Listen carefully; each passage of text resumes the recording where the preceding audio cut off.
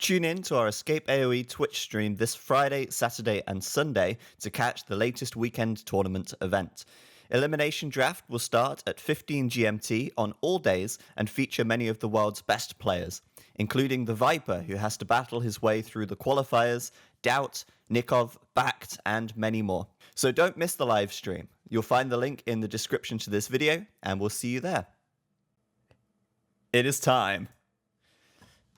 I'm just going to very quickly bring up the scoreboard. And here we are. Welcome to a 1 versus 1 show match here at the end of our midweek madness. And I'm joined once again by nobody. This time, not nobody 41, just nobody, to cast this match between DauT and Edie. I'm pretty excited to actually have Edie here on Arena, where he is most well known. His home map, his stomping ground. This is where Edie just, it's like a fish to water, Edie to Arena. And he's going to be playing in the blue to the west or northwest of the map here.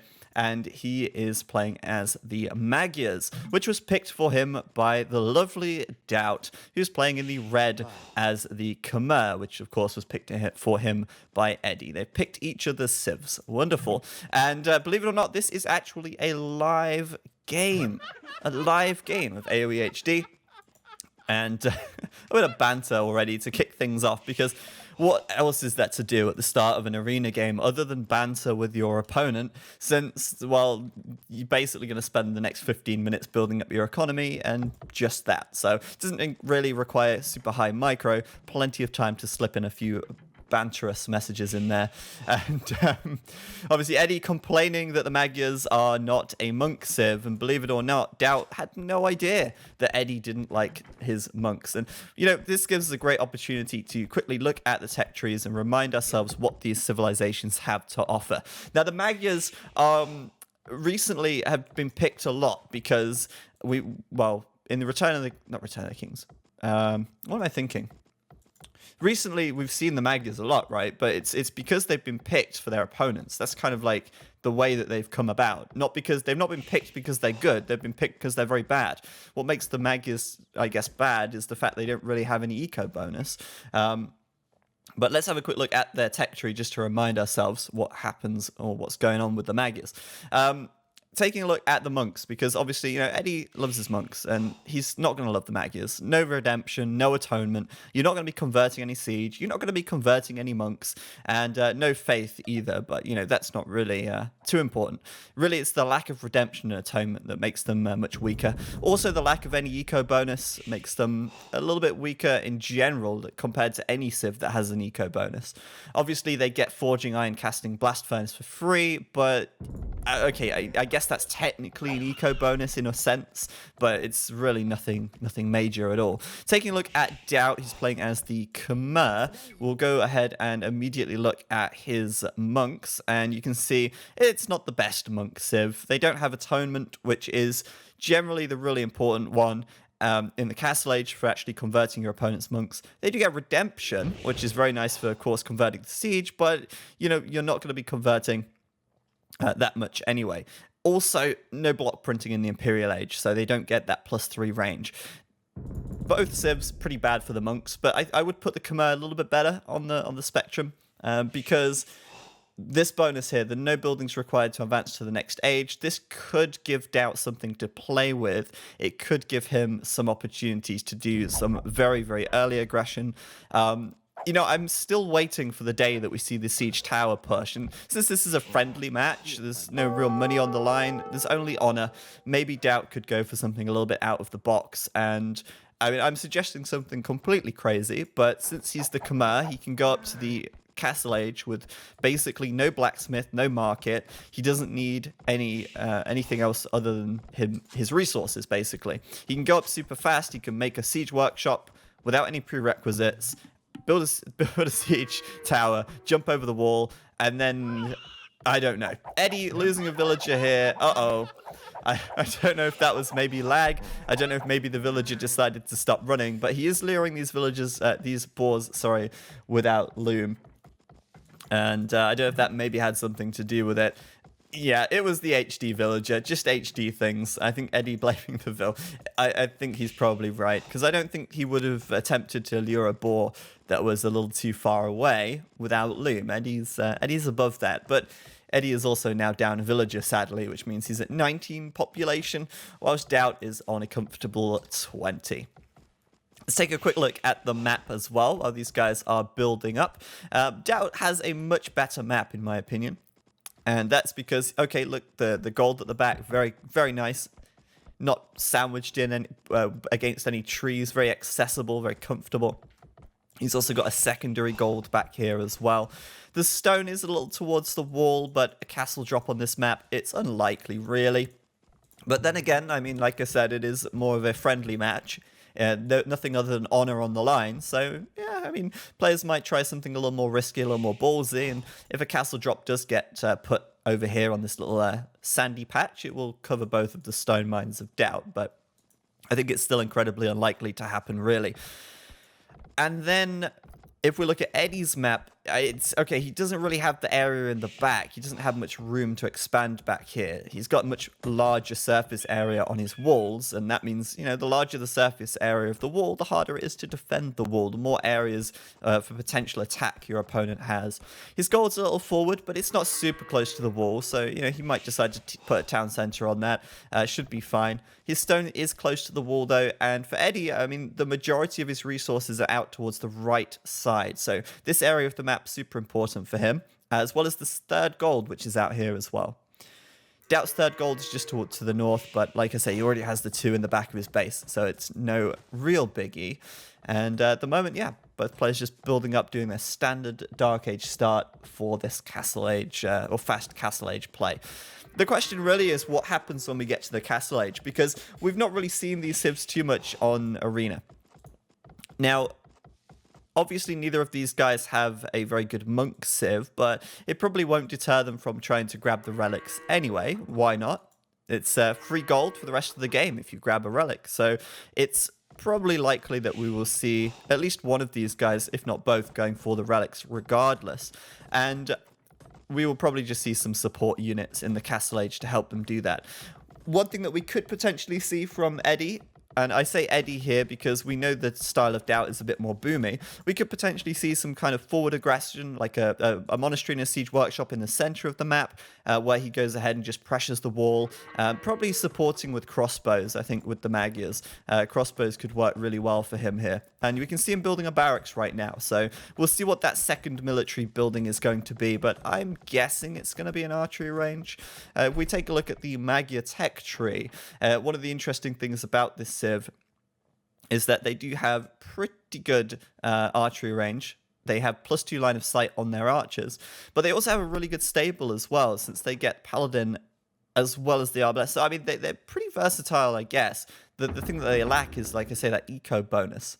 They also do get the reduction of cost of the light cavalry line, which is actually pretty good if you consider that DauT might make some monks. So really, an archery range or a stable could work here either way, since the scouts are going to be cheaper, but the archers are going to have more line of sight and maybe would be a little more versatile for a more aggressive style push. I guess it depends what Eddie would like to do. Would he like to be super aggressive and go forward with siege and archers, or would he like to go for the scouts? It's going to be scouts by the looks of it, with the stable coming up right here for him. DauT, on the other hand, well, he doesn't need any stables, he doesn't need any blacksmiths, he doesn't even need a market. He can just go straight up to the Castle Age without any delay, making sure, of course, to do loom, because we've seen too many players getting bitten in the ass by not getting loom, and there's that Castle Age tech coming in already. A very nice time for him. And if you consider that Eddie has to build the stable and the blacksmith before he can click up, yeah, I mean, it's going to shave a few seconds off his castle time. Eddie up on 29 population, DauT, however, up on 28. So he's up 1 villager less, but also up a little bit faster. So things will even out once DauT actually does hit the castle age and starts his villager production up again. So now is a good opportunity to really see what might be coming our way. If we look at DauT, he's only got 2 villagers on gold. He's not moved any villagers over to stone, and he's stockpiling quite a lot of wood in the bank. So this says to me, DauT's just going to do what DauT does best. And he's probably going to go ahead and do a 4 TC boom. That's what I'm guessing right now. I wouldn't be surprised. With this much wood in the bank, he could easily build another 2 TCs straight away. And then with these 2 villagers gathering the gold, he could buy some stone and go to the 4th TC as well. He might not do that though, since he doesn't have a market yet and he isn't building one, so we'll have to wait and see. Maybe he'll build a monastery and just make a single monk or a couple of monks quite early on, using that faster castle time to get a small edge. Edie though has started adding in more scouts now. These are a little cheaper, 10% less cost. They do of course get the free upgrades as well from the blacksmith, so Magus do end up being a very good scout sieve. As I said before though, I feel like these guys don't really have any longevity into the game. He could upgrade to light cavalry, but I think really this is just to lock down the center of the map and make sure he gets those precious relics. Villager coming forward. Again, as I said, I wouldn't be surprised if Edie goes for... Oh, nice quick wall. Saving his villager there a little bit by walling himself into the tree. Nicely done. I wouldn't be surprised, as I say, if he goes forward here and actually gets aggressive. It looks like we may just see that with this one villager. As he hits the castle age right now. And Edie might add a 2nd TC here, but certainly in no hurry to. He's got a few more villagers on the gold, so expected that he would throw down a siege workshop and probably a monastery back at home once he can afford it. He needs a little bit more wood right now. Got to finally balance that economy. Scouts though, and obviously we'll see a mangonel coming out to pressure this wall. DauT is going to see this, I think. And, oh wait, no, he doesn't see it, but he did see the villager, so he's anticipating this aggression. DauT's response will be a mangonel of his own. So that explains where that gold went, and he won't be going up to the 4th TC straight away. He will, however, be adding in the 2nd and 3rd town center as expected. DauT just loves to boom, man. And as I say, with this siege workshop coming up and the defensive mangonel, that's going to be pretty decent. Edie now starting to add some knights though, and you know, knights are a little bit of a risky one on arena, because if your opponent's making monks, your knights are just going to be fodder for those monks to convert. That's why I think in general, I mean, I'm not saying I know better than Edie here at all. I just think that archers would work very well, given that your opponent may make monks to counter the knights. And generally speaking, your crossbows are going to be more effective there. But obviously Edie here going to be going with the knights, and they will be a little better at getting in there and raiding and probably taking down the mangonels of DauT as well, which are being used in defense here. So either way, Eddie's got a strat in mind, and he is executing that right now as he starts going to town on this wall.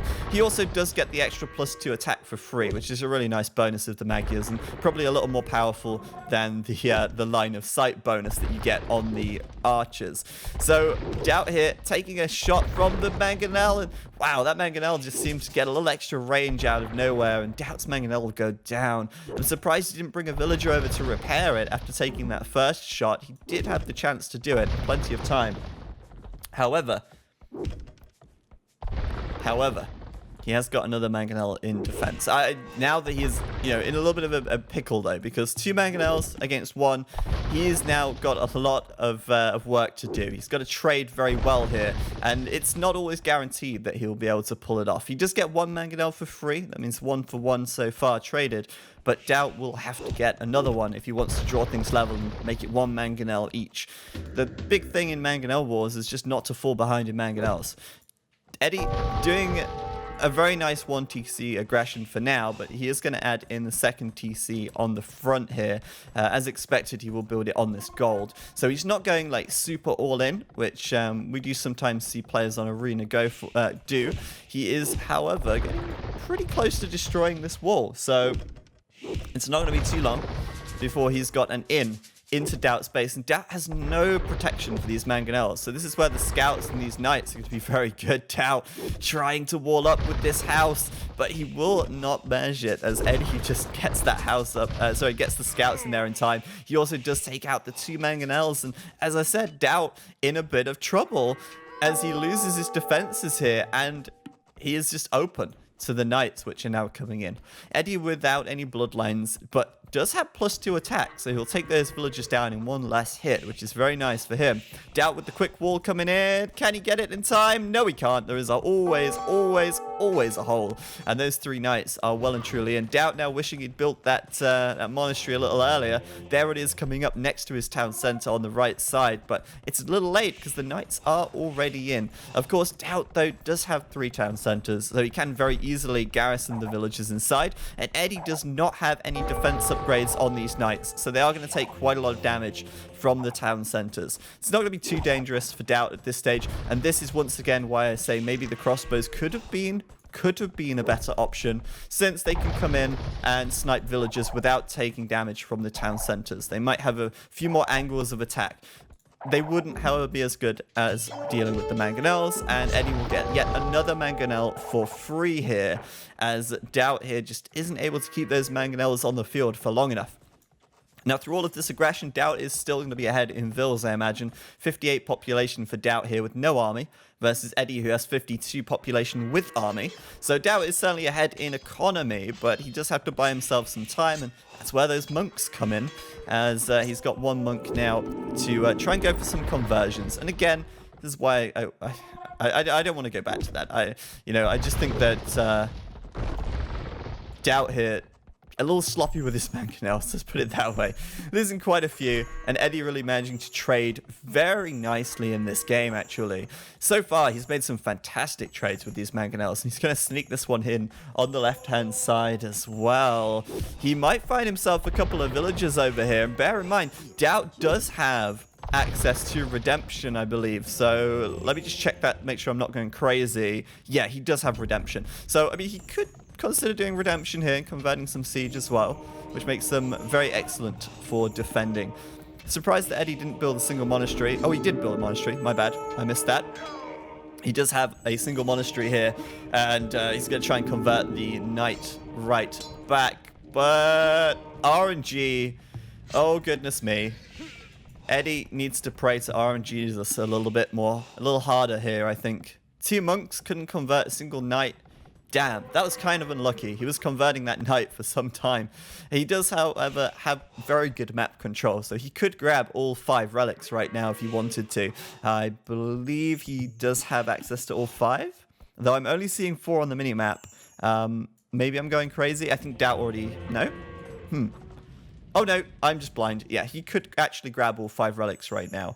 Though he's keeping the monk with the army for the time being, healing up, and keeping that pressure on. I've got to say though, other than the very nice trades that he's made, Eddie hasn't really done any lasting damage. And so DauT is very much fully booming right now. Obviously did feel a little bit of pressure, did spend quite a lot of resources on the mangonels, which haven't traded very effectively, but at the same time, they have prevented Eddie from doing, as I say, lasting damage. So at this stage of the game, DauT building his market right now. Obviously, he skipped out on that in the feudal age. He'll have to build it now, but he's got so many resources in the bank. DauT could very easily redistribute his eco a little bit and get himself up to the Imperial Age here with a very good eco to boot. He did once again lose another mangonel though. DauT just throwing away resources to Eddie here. He's just like, hey, here Eddie, just have a couple more mangonels for free. Have a little bit of gold, have a little bit of wood. It's just a friendly donation from DauT. I don't need those resources anyway. But yeah, DauT definitely using his market a little bit. Reshifting his eco around, getting himself to the Imperial Age, and this could be a situation where DauT's like, you know what, let's go for the old battle elephants here. Now, at this stage, we've really got no idea, because he's not built any military production buildings, apart from, obviously, his siege workshop, and we know why he built that, obviously to build the mangonels. He's not really shown anything else. He's not really shown his hand here. Battle elephants are incredibly expensive, and still, even without Eddie having good monks, it's probably still not a good idea to make them going into the monks. I don't know. Could be something to consider. I don't know how cheesy he's feeling, but he might not really have the eco to support it at this stage anyway, since they're just so expensive and you need Such a huge economy to pull it off. DauT getting one of these scouts converted here. Edie making a little move. And I think Edie knows that DauT's on the way up to the Imperial Age here, so he's pushing now. He's going for a timing attack here. While DauT is a little bit defenseless, he's going to come in. And DauT, is he actually going to be able to kill this? Okay, no. He got the scout converted back again. I thought DauT was going to kill the Mangonel here. Look at this raiding in the back from Edie. Still no upgrades on these knights, but still doing quite a lot of eco disruption. As I said before, it's still not lasting damage, but Edie here taking this timing and this window of opportunity. Well, DauT upgrades to the Imperial Age to at least try something in here, and he will kill a few villagers, 3 or 4 going down, a couple getting disrupted from their farms. These villagers are so exposed, so unprotected, and Eddie's scouts just watching and waiting for the right moment to strike, it seems, as DauT here gonna once again lose a couple more vills now. DauT does not still have fletching, so without fletching here, DauT will not be able to defend as effectively, since he's not doing any bonus damage versus the knights. Yet, as I said, the knights still do not have any upgrades. DauT did convert a Mangonel actually, and he will. Oh wow! I thought that was a goner, to be honest. I really did. I thought that Mangonel was going down. But yeah, DauT did do the redemption tech, so he could do get the conversions there. And now we're starting to see DauT's hand a little bit here on the right side as we get the archery ranges coming up. Now, Edie just giving a quick pause, just asking for a second. And since obviously this is a live game, we don't get to skip past the pauses. We have to wait them out. But let's really think about how things are going right now. Edie, great map control. He's hurt DauT's economy a little bit, but DauT is certainly further ahead in economy than Edie at this stage of the game. And now he's just hit the Imperial Age. DauT is going to be ready to, or preparing at least, to push Edie back and regain that map control that Edie currently has claim to. So Edie trying to do as much damage as he can before DauT pushes out. He's done a decent job of that. He killed a few villagers already. And DauT here now with the archery ranges at the back, showing his hand a little more. Quick Mangonel trade on the front. Edie then, let's see. I mean, DauT right now is 87 pop, Edie on 94, and Edie is just on the way up to the Imperial Age himself. He actually did have the 3rd TC. I thought he would stay on the 2 for a while, and he's actually saving up for a castle as well. So I was going to say that I feel like DauT's in a very good position now he hit Imp, but after seeing Edie being quite hot on his heels and grabbing enough stone here to get a castle up very shortly, I actually get the feeling like Edie will be able to keep the aggression up here, and it's not just going to sort of peter out. This is actually going really well for him at the moment. DauT then, from the ranges right now, they're idle, and that's because he's doing chemistry from the university here. He's going to go straight into, well, I imagine hand cannons. Why else would he have archery ranges standing idly by while the chemistry upgrade is completed? And I'm questioning, how the hand cannon's going to fare this game. What army composition are we expecting from Edie here? Well, I would certainly expect some heavy cavalry from him, since he's adding in more stables right now. And if he builds the castle as well, we could see some of those Magyar Hussar, which could work pretty nicely in this game as well, just as like a little bit of a meat shield, just as a way to raid very effectively and for a very cheap cost. Magyar Hussar are a great unit, actually. DauT really doesn't have much control still, and the problem with doing chemistry and then going hand cannons is that it takes a lot longer. It takes quite some time to actually get all those units out and wait for the chemistry upgrade to complete. Chemistry takes the longest time of any tech in the game, so it takes ages to actually start getting your Imperial army. Of course, when they do come out, the hand cannons are very strong, but this kind of gives Edie a little more time than any other army composition to get himself to the Imperial Age and sort of hold on to the map control. At the moment, DauT adding in some bombards as well, which is very common with this sort of strat to go with the hand cannons and the bombard cannons. This is going to work pretty well for now, but I'm very curious to see how these Magyar cavalry are gonna stand up. We got the castle coming up on the front as well. And Edie just now needs to start massing, really. Cavalier is on the way. Plate barding is on the way, and we're going to start seeing Edie surrounding these hand cannons. Now, hand cannons can do very well against knights, but in this small number and being this exposed, I think they're just going to get cut down, and I think that's exactly what we're going to see here, as Edie will come in, and oh, look at that. What a play from DauT. What a genius play. Using the bombard cannon to block the wall and then mass repairing it so the knights can't kill it. Meanwhile, his hand cannons are sat behind. That was a beautiful play from DauT right there. The bombard cannon became part of the wall. It became one with the wall. Ah, that was so nice to see. I love little things like that in this game. That was incredible. Just such a minor thing, but just so huge at the same time. DauT taking out a couple of the stables, very nicely done. Did lose the cannons though, and as I kind of said, or as I kind of thought, DauT wouldn't be able to retake the map control as quickly as he would like. He does need a decent mass of hand cannons before these Cavalier are no longer a huge threat. Of course, with the bombard cannons out, he will be able to start assaulting the castle, but Eddie's got other ideas. Petards are being queued up right now as he is preparing for a wall bust, because hey, if he can't get past the bombard cannons, he'll have to find another way in. And once again, DauT using that bombard cannon to block the wall, and with that many hand cannons behind it, yeah, Eddie better get out the way. Now, Eddie doesn't have great siege as the mag is. He can do onager, but still it might not be the best choice since there's a lot of bombard cannons out. He needs a way to do mass damage to the hand cannons, and right now, he cannot tackle this head on, so he is looking for the flank play, and those petards coming in on the right side will take the wall down, and Eddie's going to make his way through. I feel like DauT is having a much better time massing his army. Pardon me, massing his army though.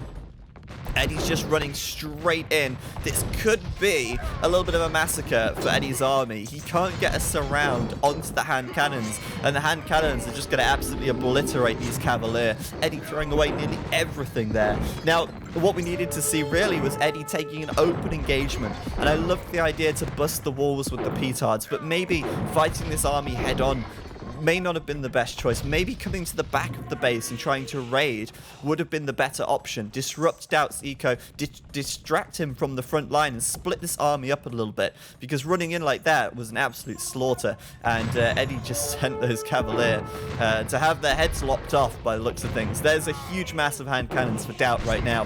Eddie has no answer to this at the moment because just simply too many. They're basically one-shotting the Cavalier at this stage. However, he does have them a little more split up than before. So maybe I'm completely off the mark with that one. Wow.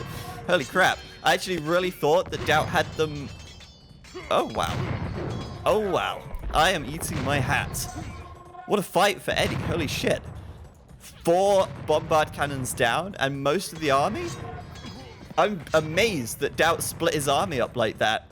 Because if he keeps them as one mass, the Cavalier aren't a problem. But when the Cavalier get in and all the hand cannons spread out, that is a problem. And DauT had to retreat using his hand cannons.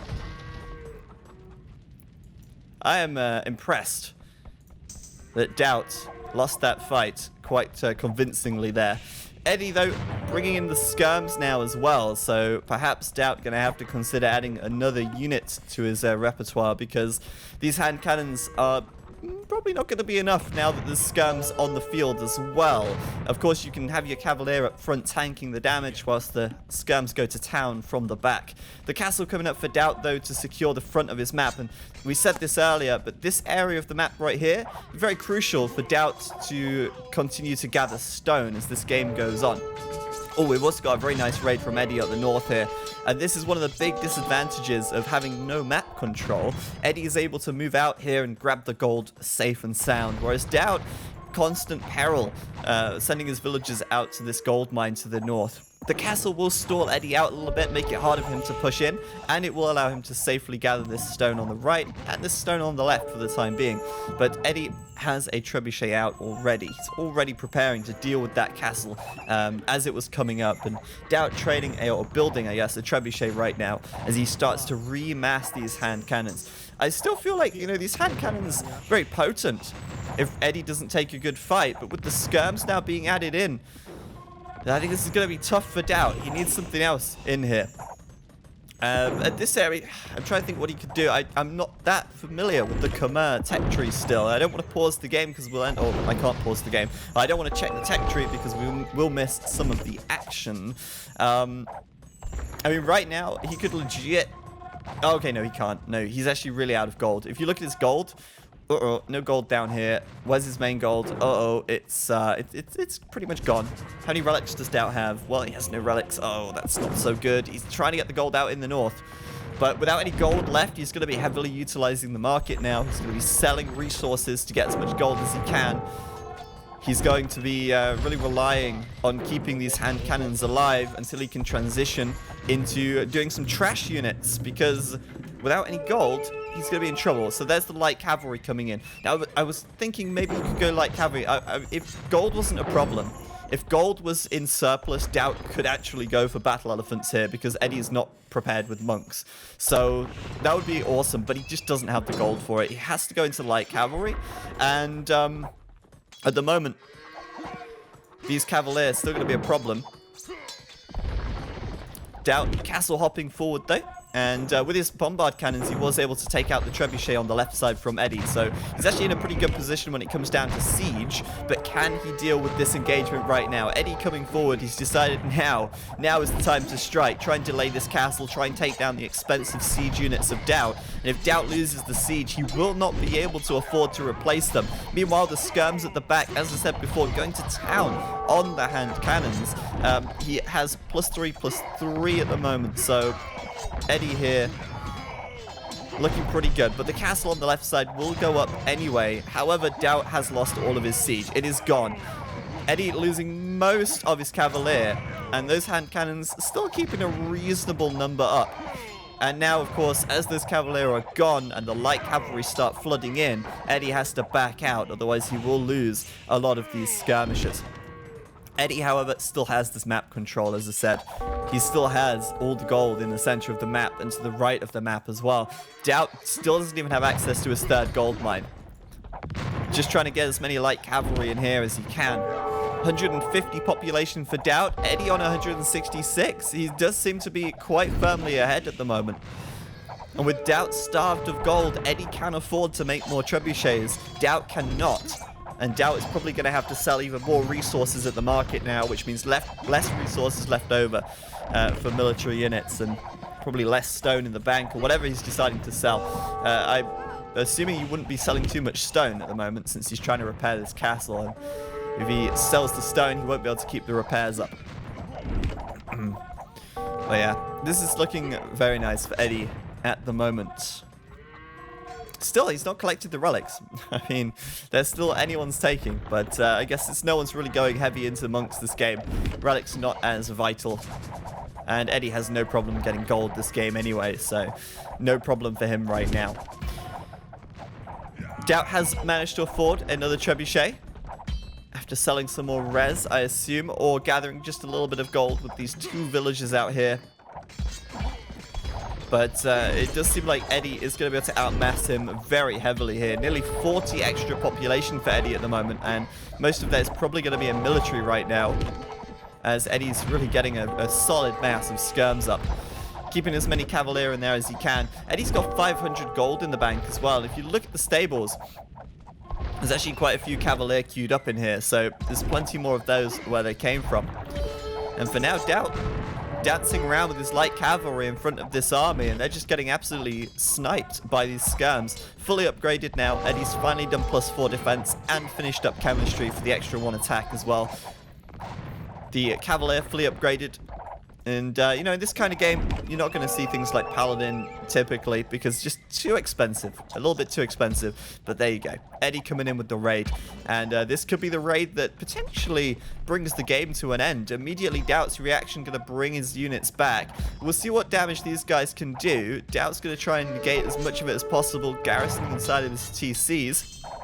Of course, that's going to reduce his resource income even further as Edie hits 200 out of 200 population. He is capped out right now whilst DauT is struggling to get above 150, and that's going to dip a little bit, I imagine, if Edie has some successful raiding. But, you know, I'm questioning how successful this raiding might be. The Cavalier getting chased down very quickly here, though they are starting to spread out. But the big impact of this is that DauT's brought his whole army back to deal with these Cavalier. The Cavalier will kill a few villagers, but that's minor compared to the distraction that he's kind of doing right now. This is allowing Edie to come forward with the 3 rams. It's allowing him to continue to trap this castle in peace. And DauT's army's still going to be chasing down the Cavalier for a while. He's dipped once again below 150 population. And the villagers on the wood line here being massacred by these Cavalier. So Edie in a fantastic position, maybe not quite able to close it out as the Magyars, he doesn't have access to siege ram, so you know they're not in a position where he can just ram rush the castles as effectively as he might like. The skirms being left out to dry with these light cavalry as well. They do need to work in tandem with another unit, and it looks like that unit is actually going to be arbalest here, as DauT is just making light cavalry at the moment, has no gold left to make anything else. He very nearly loses this trebuchet. Thankfully, he had the repairs on that, and if you saw what happened just then, he actually got to 0 gold, and the repairers had to stop. He cannot repair. He's out of resources, and I think DauT even maybe buying some more gold right there to repair the treb a little more. He did, however, take down the castle of Edie. But Edie does have 2 trebs here, up and running. And it's more than DauT at this stage, and there's more rams coming in as well. And still, Eddie's just grabbing all the gold, uncontested. Or maybe a little bit contested. I see some dead villagers out here. I don't know if Edie maybe killed them himself, though. Could be completely viable, because I didn't see any of DauT's units over there. Maybe some light cavalry went out or something. But yeah, with the arbalest in the fight now, a little bit of extra firepower. Obviously, 3+4 attack for the skirms versus 6+4 attack for the arbalest. That's going to mean that DauT's taking some big losses. But whoa, Edie with the paladin upgrade. I didn't think he would go for it, to be honest with you.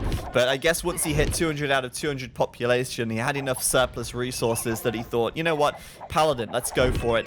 This is probably the end for DauT right now. With paladins coming in, fully upgraded. And, you know, normally this isn't really possible, but since Eddie's just had, you know, access to all the additional gold mines, he's had enough surplus gold to do it.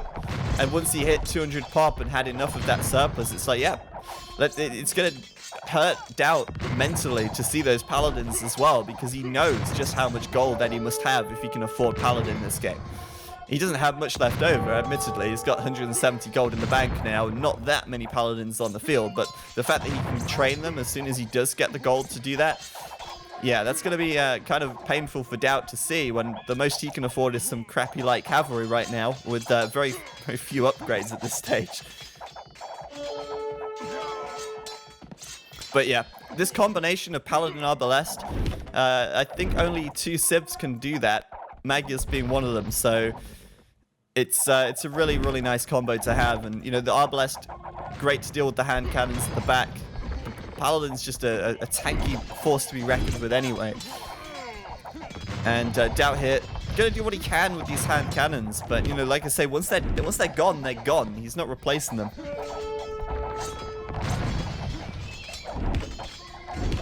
So capped rams really being useless this game.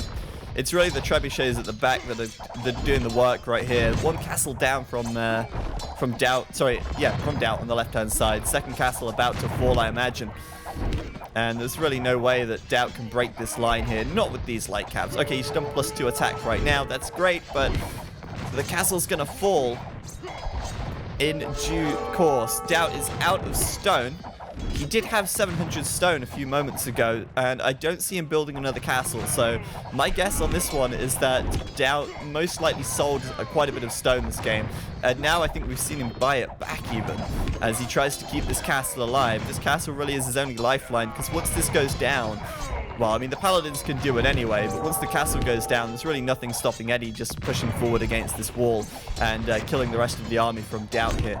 DauT, 130 population. Eddie's still at around 190. And I think Edie... Well, I've said it already, but I think Eddie's going to win this game in just a moment. He's even come out here with a mining camp to take the 3rd gold of DauT. And that is certainly going to be a nice thing for him to have as well. Just to rub it in a little bit further. Castle here falling. And DauT's army, well, really nowhere in sight as Eddie's at 200 out of 200. With a small raid at the back, again, that's enough to deter... Or not deter, just, I guess, bring DauT's army back. Quickly, very quickly killing villagers here. Just 3 hits, they are dead. And DauT not even bothering this time to run them into the TC. And I think he knows this is probably over now as the cap rams come forward, start tearing down the military production buildings. Eddie's on the gold. A nice mining camp in a safe distance from DauT's walls, but very far from the gold. Still, it doesn't really matter at this stage of the game. DauT just spamming the light cabs, but, you know, he doesn't really even have any food at this stage. Let's see what he's got queued up. He's queuing a few light cavalry, but what I worried about is that as soon as Edie gets through this layer of archery ranges, he's going to be on the stables. And once those stables are gone, DauT's production is going to suffer even more here. He's going to gather as many light cavalry as he can for a last stand. But, I mean, really, light cavalry versus quite a lot of arbalest and paladin, it's not gonna fare too well. A few more light cavalry coming out. Oh, he actually does still have a few hand cannons as well here. And like I say, DauT just going to prepare for one sort of last stand, I think. But half of his army running forward now, while the other half sits back. Not the greatest control. He's going to try and gather them together, get as many together as he can. But as I say, meanwhile, he is losing most of his base, the front of it anyway. 4 light cavalry in here on the left side. But yeah, I feel like he is just stalling the inevitable, as Norther in the chat says. There's really no comeback from this kind of position. The only way he can come back is if Edie runs out of gold. And DauT can just hold on until that point, and then they enter a trash war. And then DauT may have a chance to pull it back. But even then, it's incredibly unlikely, given the circumstance right now. More raiding coming in on the left side. DauT nowhere in sight to deal with that. And his army now coming forward for one last time, I believe. I imagine this is the last sort of push. He's coming forward with the hand cannons as well. As get off my land. He comes out with a big gun. Typical farmer. And DauT here. It's all kind of crumbling away. It's GG. And he knows it. Edie gonna get the victory. What a game from Edie, though. Very nicely played. Very nicely played.